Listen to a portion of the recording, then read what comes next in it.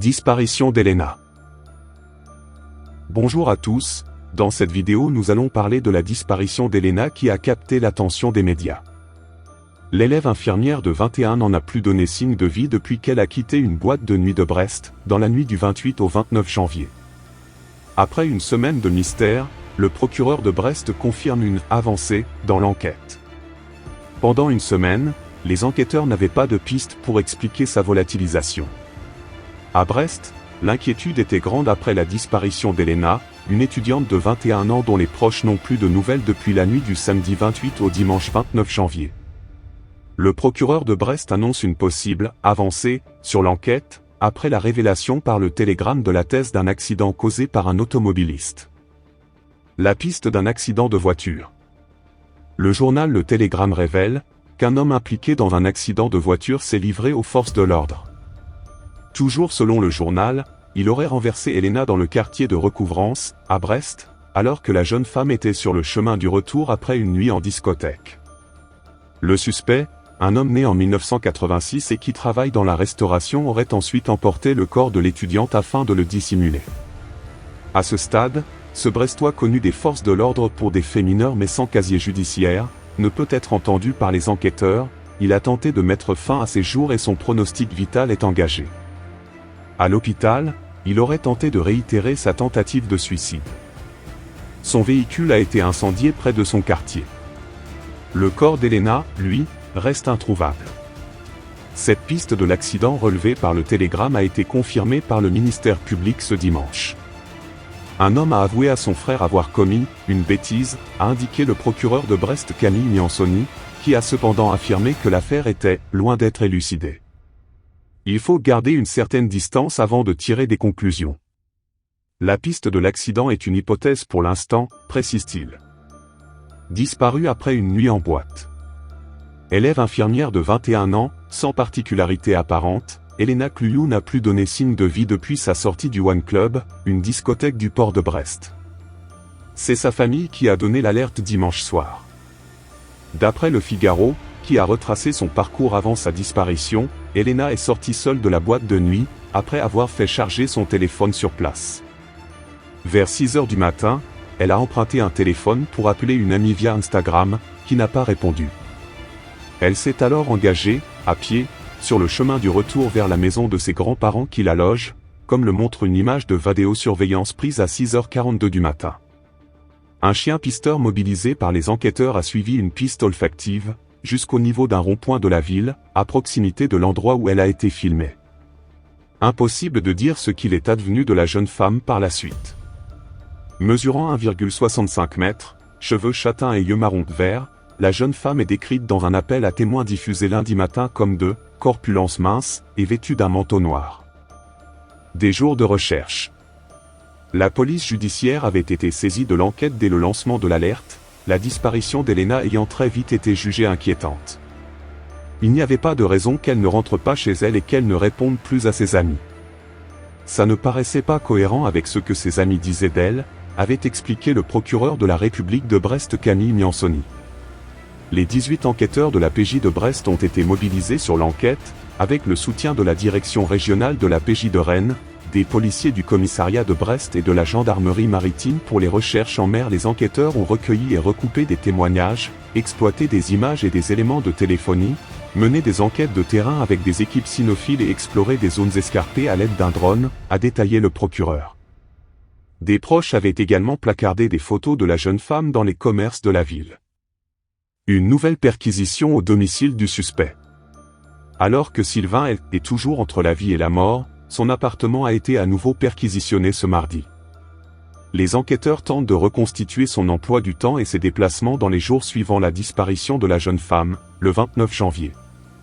Mardi 7 février dans la matinée, une nouvelle perquisition a été réalisée dans l'appartement du principal suspect, Sylvain L., 36 ans, situé quartier de l'Europe. Les enquêteurs ont saisi de nombreux objets et vêtements afin de mettre en évidence d'éventuelles traces ADN et biologiques de la disparue, voire des traces de sang de leur propriétaire. Hospitalisé après une première tentative de suicide vendredi, puis admis en réanimation après une seconde tentative par asphyxie, Sylvain L. figure comme le principal suspect, mais son état de santé toujours extrêmement préoccupant ne permet pas de l'interroger. Les enquêteurs de la police judiciaire de Brest ne disposent donc pour le moment que de débuts d'aveux formulés auprès de son frère et de sa belle-sœur qu'il avait appelé à son secours vendredi. S'est-il confié à d'autres personnes au cours des 5 jours précédents? C'est ce que la police cherche actuellement à déterminer en auditionnant de nombreuses personnes, y compris de simples amis Facebook. Lina, le prénom a été changé, petite amie de Sylvain L., placée en garde à vue le week-end dernier avant d'être laissée libre, a de nouveau été interrogée, cette fois en tant que simple témoin. La Kia grise incendiée. Le mercredi, ce trentenaire aurait effectué une très brève apparition à son domicile, puis serait reparti au volant de sa Kia grise. Ce véhicule a été incendié le lendemain comme si son propriétaire avait voulu supprimer des traces compromettantes. Aurait-il servi à cacher puis à transporter le corps d'Elena? Sylvain serait-il rentré en collision de manière accidentelle avec la jeune femme qui n'était plus qu'à 1 kilomètre du domicile de sa grand-mère à l'endroit où les enquêteurs perdent sa trace? À moins qu'elle ne soit montée de manière volontaire à bord de la voiture de Sylvain avant que la situation ne dégénère. Dans un état second après sa prise massive de médicaments vendredi, le jeune homme a répété en boucle qu'il avait commis une bêtise et que c'était un accident. Simple coïncidence peut-être, Sylvain travaillait comme cuisinier dans un restaurant qui jouxte le One Club, la boîte de nuit fréquentée ce soir-là par Elena et plusieurs de ses amis.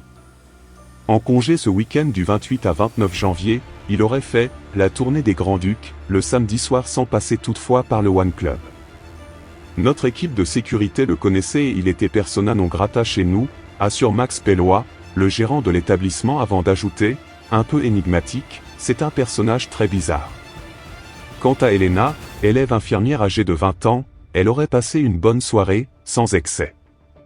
Elle avait discuté longuement avec un garçon dans la boîte et avait des amis présentes sur place au moment où elle a quitté notre établissement, précise le patron du One Club.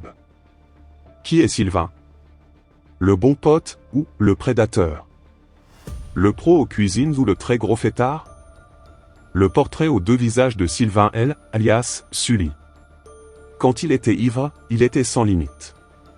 Sylvain L., 36 ans, a travaillé pour lui quelques mois, à partir de janvier 2020. Sur le plan de la cuisine, il n'y avait rien à redire. Il savait tout faire. Mais pour le reste, Sully, comme il se faisait appeler, il était capable d'être sympa, courtois, avenant, mais aussi capable de vous embobiner en un rien de temps. Il s'inventait des vies. Il a mis la zizanie parmi mes salariés, assène le patron. Son truc, c'était les filles. Il ne pensait qu'à ça. Il est sorti avec une de mes serveuses. Ça s'est mal fini, il avait pris des photos intimes d'elle sans qu'elle le sache.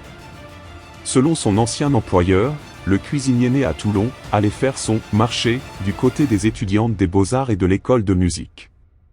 Il traînait aussi pas mal dans le quartier de Saint-Martin, où il s'est plusieurs fois fait casser la figure. Quand il était ivre, il était sans limite, très porté sur les jeunes femmes. Limite prédateur. Viré pour faute grave. Viré pour faute grave, le dit Sully, qui drainait une drôle de faune au restaurant, selon son ancien patron, viendra encore chercher une fois des noises à son comptoir. Je ne l'ai pas servi. La dernière fois que j'ai entendu parler de lui, c'était via un confrère de Bergerac. Sully était parti faire la saison là-bas et, manifestement, cela se passait mal aussi. Au final, Sully est bien connu dans le monde de la nuit.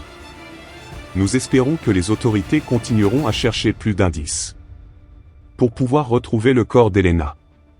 Merci d'avoir regardé cette vidéo, n'oubliez pas de laisser un like et de vous abonner à notre chaîne pour plus de contenu intéressant. Au revoir.